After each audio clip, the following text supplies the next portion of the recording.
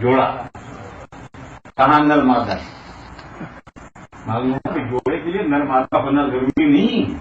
کرتا پاجامہ کو نر جوڑا کہتے ہیں. جوڑا کیوں کہتے ہیں؟ کرتا پاجامہ مل کر ایک مقصد کی تکمیل کرتے ہیں. وہ مقصد کیا ہے؟ آدمی پبلک کے سامنے، لوگوں کے سامنے آئے تو مزین ہو کر آئے.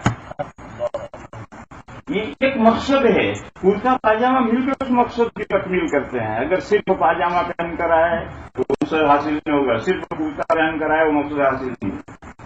قرآن کریم میں لباس کے 3 درجے بیان کیے.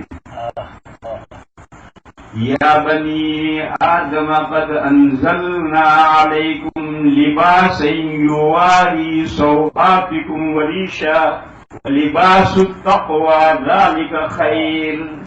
اے آدم کے بیٹو، یا بنی آدم، ہم نے تمہارے لیے لباس پیدا کیا ہے 3 درجوں کا.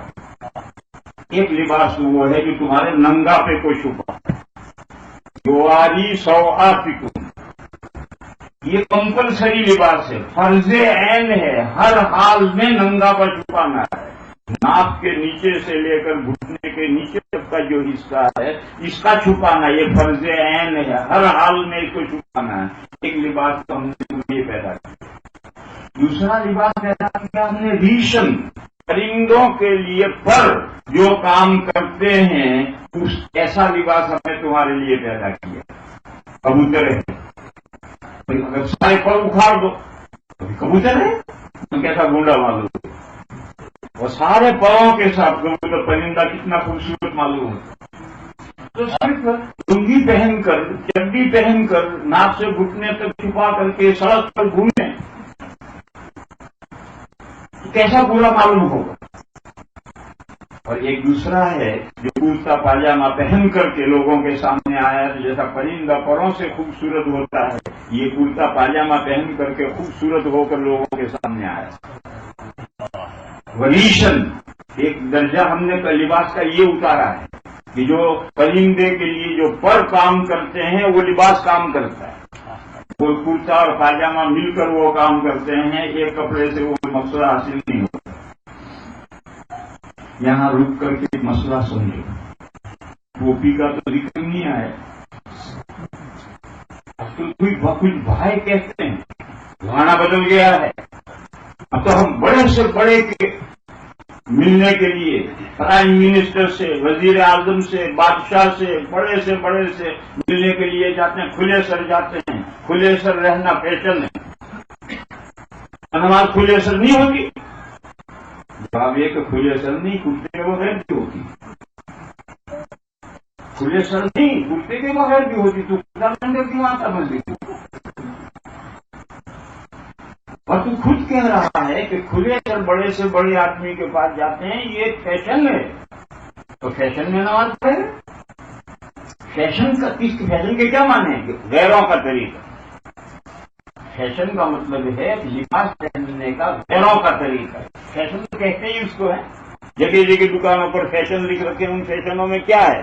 غیروں کے طریقے پر لباس بنے ہوئے ہیں. تو کیا غیروں کے طریقے پر بنے ہوئے لباس میں نماز پڑھے گا یا اسلامی لباس میں نماز پڑھے گا؟ قرآن کریم نے کہا کہ تیسرا درجہ ہم نے لباس کا بنایا ہے، وہ لباس التقوی، پرہیزگاری کا لباس. پھر قرآن کہتا ہے ذالک خیر، دس از اے ویری گڈ. یہ جو تیسرا درجہ لباس کا ہے، پرہیزگاروں کا لباس، یہ بہتر لباس ہے. قرآن کہہ رہا ہے ذالک خیر.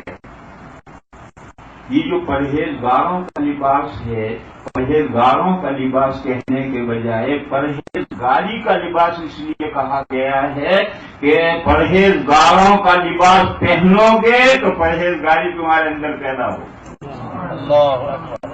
اور فساق و فجار کا لباس پہنو گے تو طبیعت میں جس کو فجور پیدا ہو. کچھ لوگ ہیں وہ کہتے ہیں لباس میں کیا رکھا ہے؟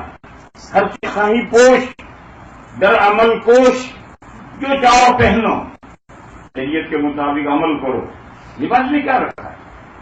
یہ نظریہ ہے، یہ صحیح نہیں ہے. میرے بھائیوں، ظاہر کا باطن پر اثر پڑتا ہے اور باطن کا ظاہر پر اثر پڑتا ہے۔ ظاہر کا باطن پر اثر پڑتا ہے، اس کی دلیل اور مثال ہے موسیٰ علیہ السلام کے زمانے میں جو جادوگر آئے تھے موسیٰ علیہ السلام کا مقابلہ کرنے کے لیے، تو تمام جادوگروں کو دولت ایمان مل گئی تھی اور میدان میں کسی اور کو ایمان کی دولت نہیں ملی تھی۔ کیوں؟ مفسرین نے لکھا ہے کہ وہ تمام جادوگر 10,000 جادوگر آئے تھے، ادھر 2 شخصیتیں موسیٰ اور ہارون علیہ السلام، اور مقابلہ کرنے کے لیے 10,000 جادوگر ہیں۔ وہ جادوگر موسیٰ اور ہارون علیہ السلام جیسا لباس پہن کر آئے،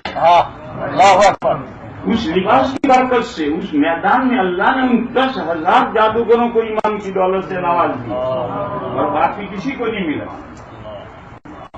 یہاں ایک سوال ہے کہ وہ موسیٰ اور ہارون علیہ السلام کا لباس پہن کر کیوں آئے تھے؟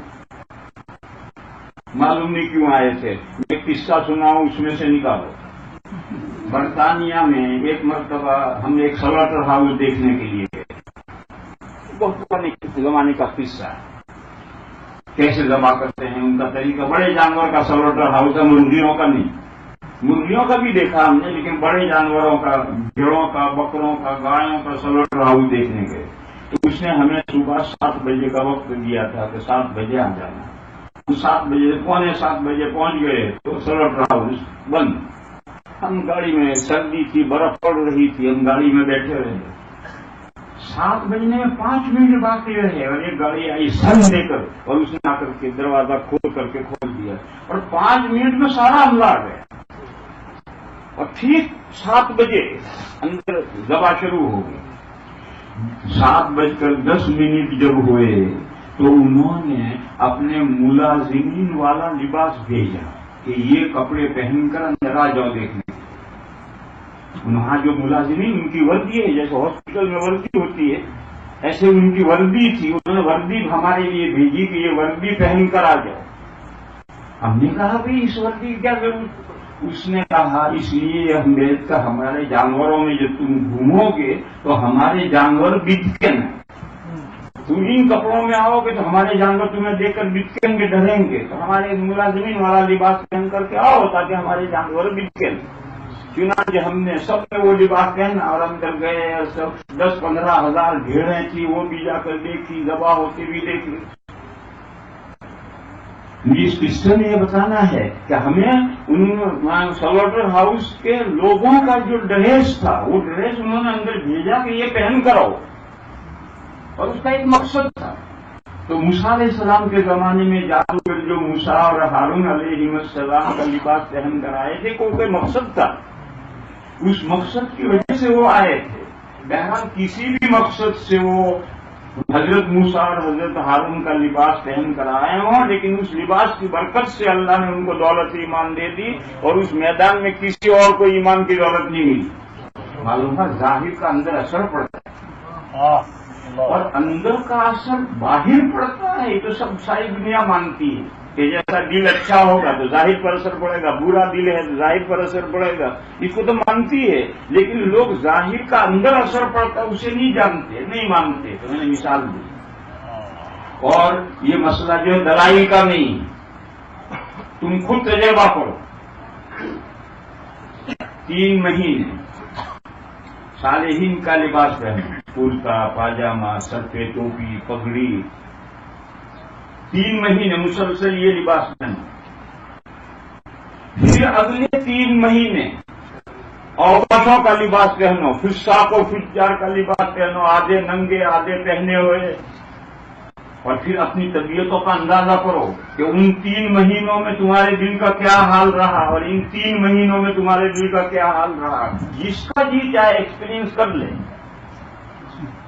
باقی یہ دماغ سے بھوسا نکالو کہ باہر کا اندر کا اثر نہیں پڑتا، یہ بات نکالو اور تجربہ کر کے 3 مہینے اس طرح کا لباس پہنو، 3 مہینے اس طرح کا لباس پہنو، تم اپنے دلوں کے احوال کا خود گواہی دو گے کہ ان 3 مہینوں میں قلب کا یہ حال رہا، ان 3 مہینوں میں قلب کا یہ حال رہا۔